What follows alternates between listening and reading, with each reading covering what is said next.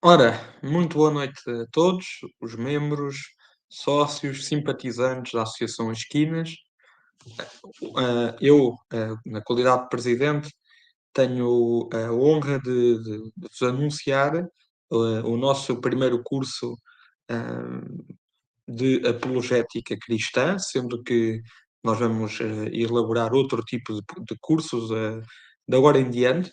Portanto, isto era uma faceta da associação que nós ainda não tínhamos desenvolvido e estamos agora a trabalhar, estamos agora a tentar eh, dar um seguimento e um fomento no âmbito cultural e intelectual, que são aqueles que sustentam, são os pilares que sustentam a nossa associação. E nós entendíamos que não existia em Portugal uma grande tradição de defesa do cristianismo, da cristandade, através digamos assim, esta ciência que é a apologética, que visa exatamente fazer a defesa de uma revelação divina, a defesa da existência de Deus. Existem em Portugal algumas pessoas que fazem este tipo de trabalho, nomeadamente na ligação da fé e da religião à ciência, como é o caso do Bernardo Mota, que tem um podcast acerca deste assunto, que eu saúdo desde já e que aproveito para divulgar também o seu trabalho. Nós quisemos fazer algo pela nossa conta. Para quem nos costuma acompanhar, eu sei que vocês estão habituados a ver-me acompanhado de gente de enorme craveira, mas desta vez terão de contentar-se com a minha pequeníssima figura. Uh, uma pequeníssima figura nesta matéria, no qual me tornei num autodidata por estudo, por interesse, por curiosidade e por necessidade.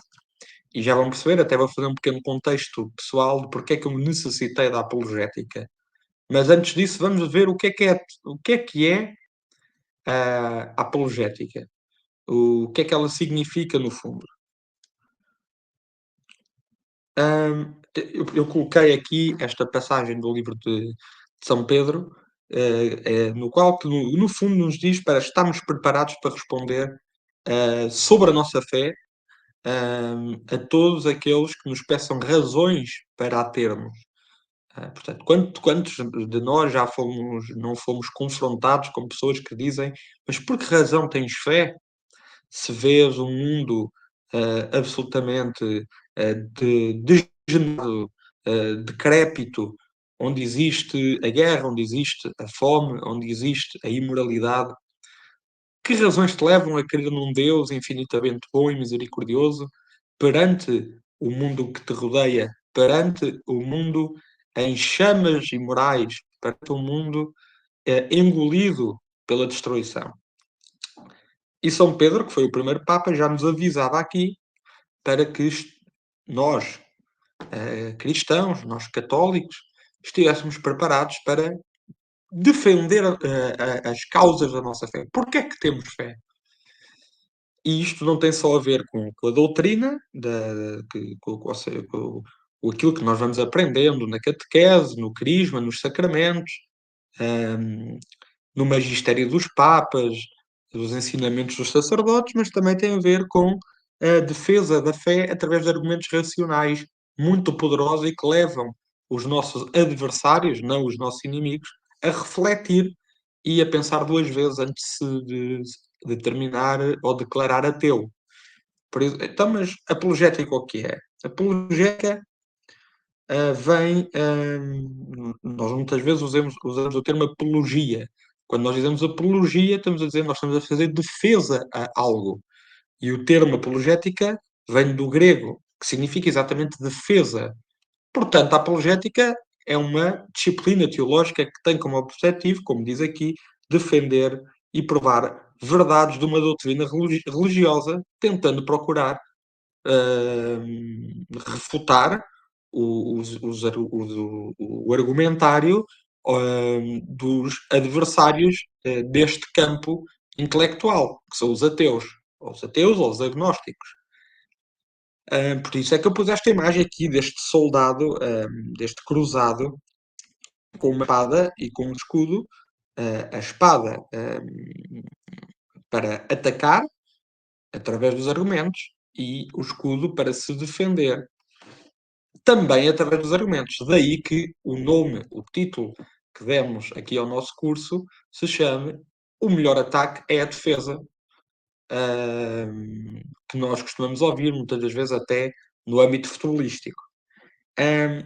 Aqui eu coloquei algumas das referências intelectuais que, que, enfim, me foram modelando o pensamento e me foram robustecendo a minha capacidade intelectual dentro deste campo de conhecimento e acabei por fazer várias aqui, menções de pessoas de gerações e de épocas diferentes, inclusivamente de igrejas cristãs diferentes. Eu já vou justificar, naturalmente, que a igreja verdadeira é a igreja católica, mas eu tive que colocar aqui algumas pessoas por honestidade intelectual. Porque, o que é que eu tenho aqui? Tenho São Tomás de Aquino, tenho Santo Anselmo, tenho o Cônego Boulanger, portanto, Santo Tomás de Aquino e Santo Anselmo da Idade Média. O Cônego Boulanger penso que corresponderá ali no século XVII. O Carlos Noboé, que nós já tivemos o privilégio de entrevistar na nossa Associação Esquinas, um grande tomista, um grande pesquisador de São Tomás de Aquino, do Brasil e da língua portuguesa. E depois coloco aqui o Chateaubriand, que foi um grande defensor da existência de Deus, com livros geniais como a defesa, o gênio do cristianismo na altura do anticlericalismo liberal, e coloquei alguns protestantes, como é o caso do John Lennox, do Ravi Zacharias, do Norman Geisler e, sobretudo, do William Lane Craig. E o William Lane Craig tem uma grande importância para mim, porque, apesar de não ser católico, foi aquele que me abriu as portas à apologética através dos seus debates, nos quais, na minha opinião, ele esmagava os seus adversários ateus, através do seu momento cosmológico de Calame, que foi enfim, que nós já vamos ver isso noutros episódios do curso, mas que é um dos argumentos que William Lane Craig mais insiste. E sendo protestante, abriu-me portas para outras leituras da apologética protestante. Falta-lhes a doutrina da verdadeira fé, mas uma coisa é certa: os então são argumentos válidos e aplicados pela própria Igreja Católica, e muito daquilo que eles bebem vem da fonte da escolástica católica, da tradição medieval e filosófica católica. Portanto, eles também não poderiam ir beber fontes a muito mais lados, ok? E eu fiz estas referências dos protestantes por um princípio de honestidade intelectual, ok?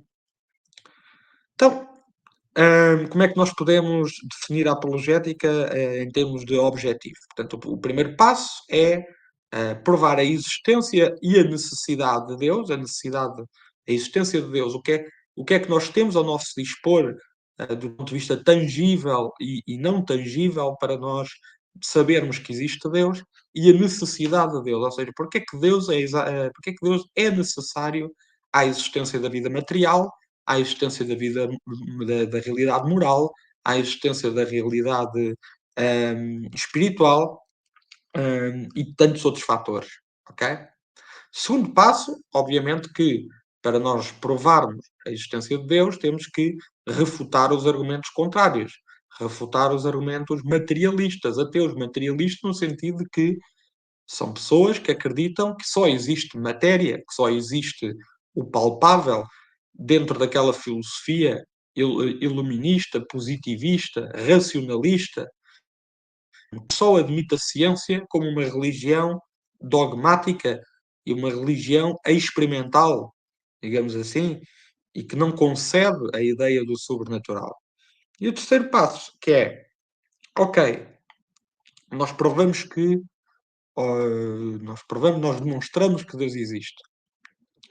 Resta-nos saber qual a verdadeira igreja, qual a verdadeira fé, porque nós sabemos que não existem.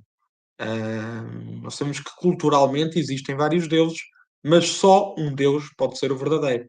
Se nós provamos a existência de Deus, qual é o Deus verdadeiro? Esse é o terceiro passo. Hum, e dentro do que estávamos a falar, o- este até é o primeiro tópico do nosso curso de apologética, que tem a ver com o crescimento do ateísmo, ou seja, como é que o materialismo ateu foi crescendo, foi invadindo a sociedade, ok?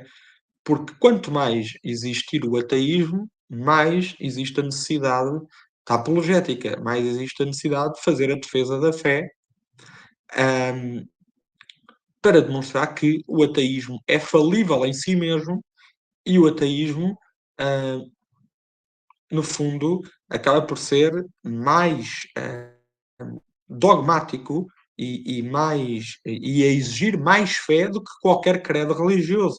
Por isso é que o protestante Norman Geisler tem uma expressão muito interessante e muito gira que é: eu não tenho fé suficiente para ser ateu, porque o ateísmo exige uma dose de fé superior à própria religião. Porque o ateísmo acredita na total arbitrariedade das realidades conhecidas, acredita, hum, no fundo, numa sequência infinita de acasos que geraram vida, geraram moralidade, geraram o belo, geraram o intemporal, geraram leis matemáticas perfeitas, geraram leis naturais perfeitas, enfim. O ateísmo é a religião da aleatoriedade e da arbitrariedade. Hum, mas não é isso que eu quero falar aqui hoje. É porque é que o ateísmo cresceu. Ora, o ateísmo tem dois pais, essencialmente. Tem três. O primeiro é o próprio demónio, que inspirou estes dois pais, que é o liberalismo maçónico e o comunismo. E as pessoas às vezes pensam: que interessante, como é que o ateísmo tem a ver com duas supostas ideologias políticas e económicas, e que são assuntos dos quais domino. Não, o ateísmo aumentou por causa do desenvolvimento da ciência. Ciência é essa que sempre foi desenvolvida na história através de religiosos, através da Igreja, não só da Igreja, mas também da Igreja Católica, mas também de, do- do- de outras civilizações que eram obviamente deístas, que acreditavam em Deus, ou a Igreja Católica que acredita no verdadeiro Deus, e que fizeram muito pelo desenvolvimento científico, mas as pessoas costumam dizer: não, a ciência foi encontrando respostas e deixou de haver espaço para o digamos assim, para a fé. A fé foi esmagada pela revelação objetiva e concreta da ciência, do que é palpável, do que é demonstrável. Mas não. O ateísmo que nós vemos hoje, sobretudo entre as classes mais jovens, deve-se a uma tremenda lavagem cerebral que dura há praticamente, ou aliás, há mais de 200 anos, que foi financiada por sociedades secretas, hum, que têm como objetivo, e já estou a falar de uma forma mais escatológica, tem como objetivo criar uma nova ordem mundial, criar um projeto global que será liderado pelo Anticristo, como a Sagrada Escritura fala, como a Bíblia Sagrada fala. E para isso é necessário dar uma série de passos, e um desses passos é acabar com a fé, ir diminuindo gradualmente e com o passar dos séculos a fé. Seja que fé for, o objetivo dessa nova ordem é eliminar qualquer conceito de religiosidade, criando-se uma espécie de religião ecuménica que abranja as várias tradições de todas as religiões, mas que no fundo é uma igreja não sobrenatural, é uma igreja humanista. é uma igreja horizontal, ok? Porque é que a cruz é o símbolo do cristianismo? Não é só mas essencialmente pelo sacrifício e pela morte de Nosso Senhor Jesus Cristo por nós, mas é porque também representa o cruzamento entre o divino, entre o espiritual e o humano. E nós, nesta altura, só temos uma coisa horizontal, que é a parte humanista. E como é que estes senhores fizeram isto? Ora bem, não sou eu que digo isto. Havia na altura um padre jesuíta chamado Augustin Barruel, já da época hum, portanto, no auge da Revolução Francesa, chamado de pai antimaçónico, que acusou o Adam Weishaupt, o fundador dos Illuminati da Baviera, de ser o mentor do Robespierre, ou seja, aquele que mandou Robespierre ou deu indicações a Robespierre para incitar o povo francês contra a família real. E quando a maior parte das pessoas acham que a Revolução Francesa foi um golpe, digamos assim, popular, não. Foi um golpe das élites. Foi um golpe das élites. As élites de avental. Porque rigorosamente todos, os grandes nomes revolucionários dessa época eram maçons, eram do avental, não há dúvida nenhuma disso. E não foi só este senhor, o Agustin Barruel, que falava nisso. Haviam outros contemporâneos que já falavam deste grupo como os principais responsáveis pelo que estava a acontecer. E nós sabemos que o liberalismo e a Revolução Francesa trouxe estas realidades. O positivismo científico daquele tipo chamado o Comte, ou seja, que nós só podemos acreditar naquilo que a ciência e aquilo que as realidades materiais nos mostram. Portanto, não há espaço para o sobrenatural, não há espaço para a fé em Deus. O espírito revolucionário, que está na gênese daquilo que viria a ser a esquerda, que também começou na Revolução Francesa, portanto, na ideia de que é possível nós combatermos o que está estabelecido, mesmo que aquilo que esteja estabelecido seja definido por Deus, não há, não há hipótese nenhuma, portanto, vamos dar aqui um acesso de libertinagem, o anticlericalismo, porque o liberalismo e a Revolução Francesa perseguiu a Igreja Católica de todas as maneiras, e como vamos ver a seguir, e também o fim das monarquias católicas e o domínio da maçonaria que dura até hoje. Portanto, o fim da ligação do poder de Deus com o poder, do poder espiritual com o poder temporal, que resultou pouco tempo a seguir, logo em duas guerras mundiais. Por exemplo, fora, vemos hoje, não é? Vem tudo daqui. Vem tudo daqui. Você tem aqui uma fonte da Alteia que mostrava, por exemplo, que na altura os católicos da Revolução Francesa eram perseguidos, que deveriam ser executados, que os católicos franceses e o Papa foi, foi cortada. Depois tivemos aqui portanto, vários sacerdotes assassinados, feiras tocadas, igrejas estrupilhadas, as proibições dos sacramentos. Eu próprio, na minha lua de mel, estive em Lyon e vi na belíssima Catedral de Lyon cabeças dos santos que estavam cortadas, portanto, pelo que me disse um guia turístico de Lyon, isso deveu-se a um ato revolucionário dos radicais lá dos jacobinos que cortaram a cabeça aos santos. Portanto, esse foi o clima que se criou. A tentativa da eliminação da Igreja Católica e da fé católica pela Europa, seja através da imposição do positivismo científico, seja através da força. Ok? Muito bem. E depois este pensamento iluminista, racionalista, positivista, etc., tomou conta das universidades, substituiu esse tipo de pensamento pelo o conhecimento e o poder sapiencial cristão, e é isto que se vê nas universidades ainda hoje, que estão todas tomadas pelo espírito racionalista, inclusivamente as universidades religiosas. Portanto, não há hipótese nenhuma. Por isso, quem tem que fazer a defesa destas verdades religiosas tem que ser movimentos particulares, associações, grupos culturais e não são partidos políticos nem, nem universidades, desse ponto de vista, que vão alterar esta realidade, não é? E depois veio também uma das raízes dessa maldita Revolução Francesa, veio também uma coisa muito fofinha, não é? Que é o comunismo. E o comunismo, nós sabemos que é aquela ideologia que propõe coisas fabulosas como a abolição da propriedade privada, da família, da- da- das pátrias, da religião, portanto, aquilo que o comunismo prega, que é aquela coisa do a família é uma construção social burguesa, a igreja é um modo de perpetuação do poder da burguesia, a propriedade privada impede a igualdade e favorece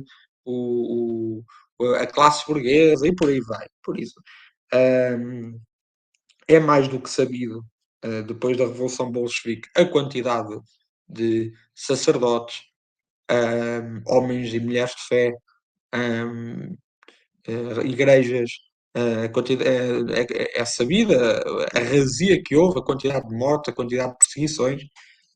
Tanto é que este senhor que está aqui, que deve estar nesta altura bem quentinho, disse acerca da igreja da igreja e de qualquer religião, que é adorar qualquer Deus, é necrofilia. Para quem não sabe, necrofilia é ter, se não estou em erro, um, é um transtorno sexual por pessoas falecidas, por pessoas que estão mortas.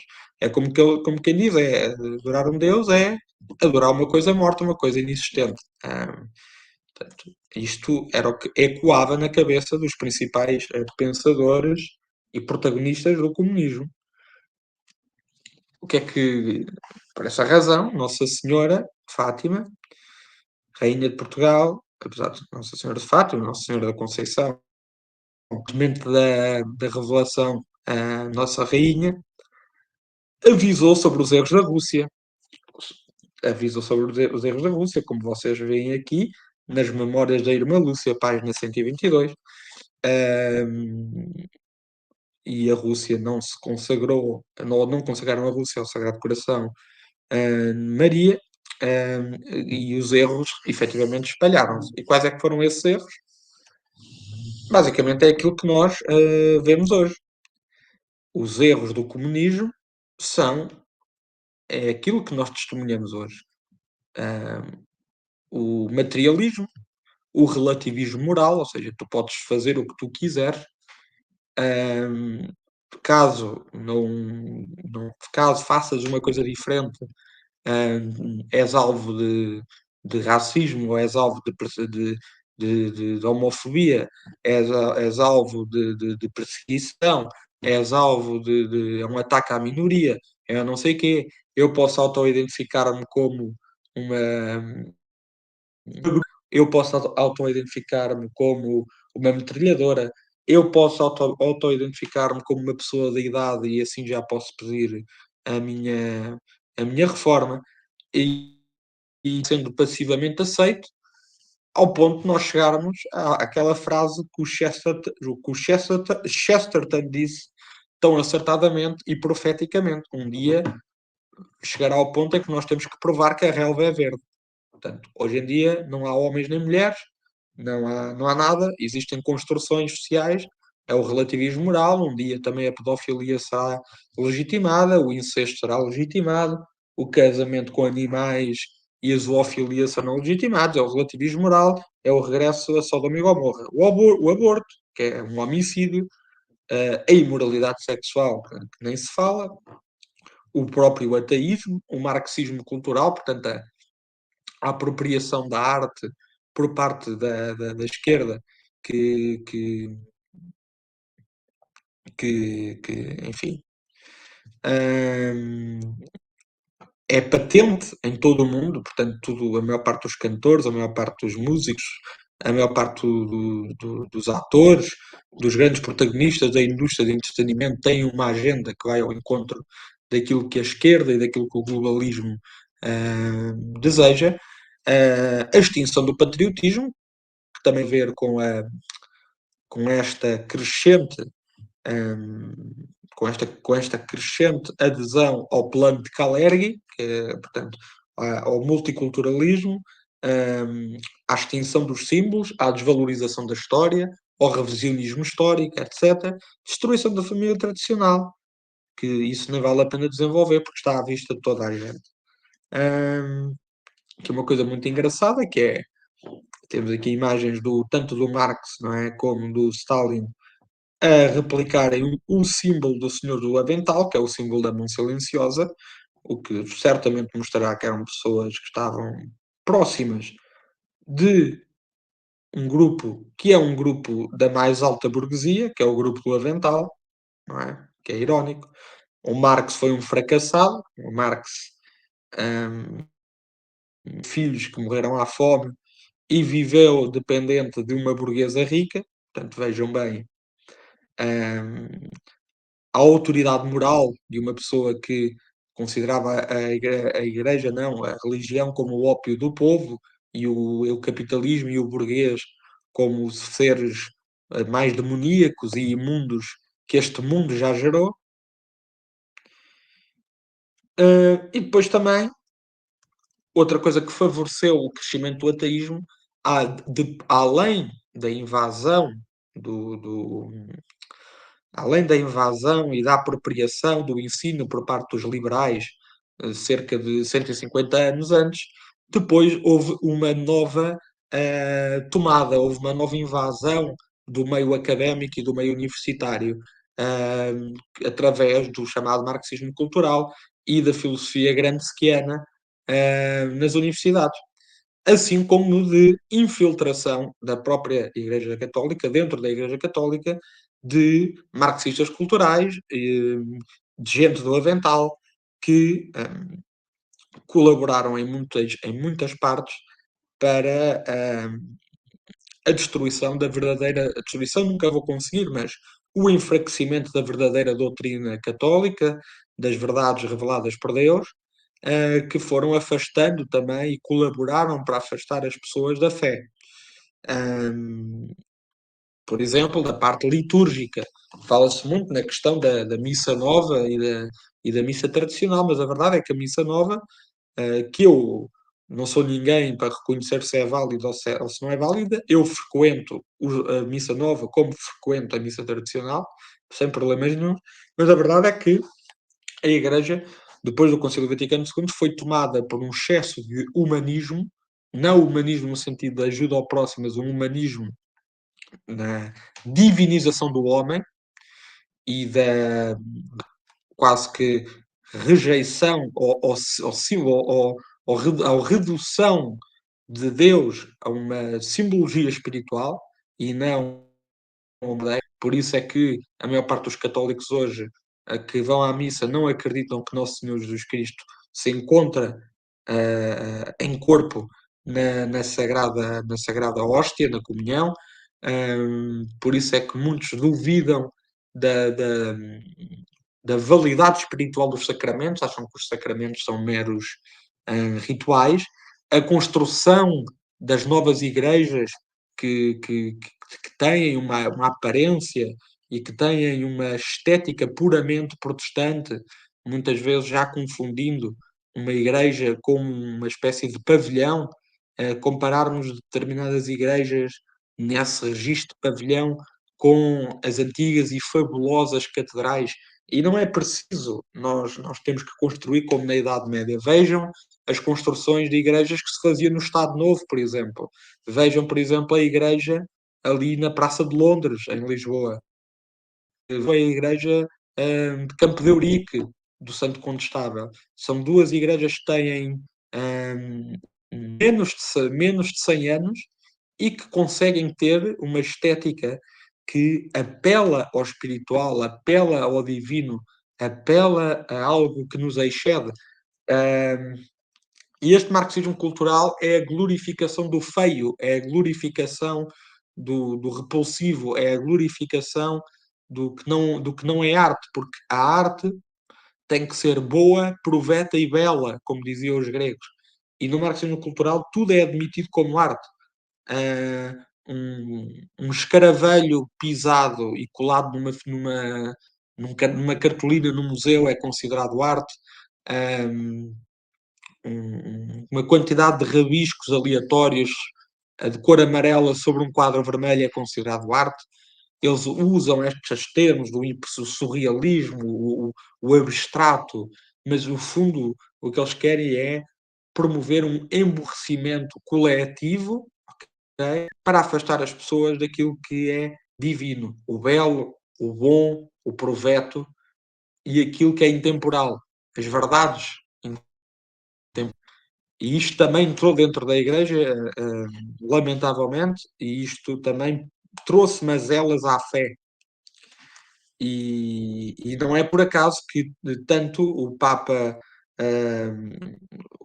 Leão XIII como o Papa Pio XII excomungaram os, os dois inimigos que eu falei, que foram os pais do ateísmo. Portanto, este tipo de pessoas que não podem professar a fé católica, não podem comungar, não podem pertencer ao corpo místico de Cristo se disserem e se em simultâneo são esta ou outra coisa que está aqui neste slide. E haveria muito para falar sobre isto, mas eu acredito que isto ajuda-nos a termos uma base de porque é que o ateísmo cresceu muito, porque o ateísmo espalhou-se muito através do meio universitário, muito através do meio académico. Depois do meio académico, transitou para a parte mediática, para a parte do entretenimento, para a parte do hedonismo, para a parte depois também do nihilismo, portanto, as pessoas reconhecerem o seu vazio existencial, as pessoas a entregarem-se aos prazeres, as pessoas a não ambicionarem algo que seja maior do que eles mesmos, portanto, uma perspectiva uma perspectiva e uma visão do mundo horizontal e não horizontal e vertical, que constitui a cruz, que é o cruzamento perfeito entre o ser homem e o ser Deus. E isto são algumas das causas, não são todas. Mas eu achei importante e pertinente que, para o primeiro episódio de um curso de apologética, que visa defender a fé, mas que também visa como ateísmo, nós façamos um contexto que, porque é que o ateísmo cresceu? Porque se o ateísmo fosse algo muito minoritário, nós não teríamos tanta necessidade de trabalhar em apologética. Mas, como não é o caso, temos que seguir o conselho do primeiro Papa, o conselho de São Pedro, e darmos razões para justificar a nossa fé. Envio a todos vós um abraço fraterno, em meu nome, em nome da Associação Esquinas. Viva Portugal, viva Cristo Rei e até uma próxima. Boas férias para todos, um abraço.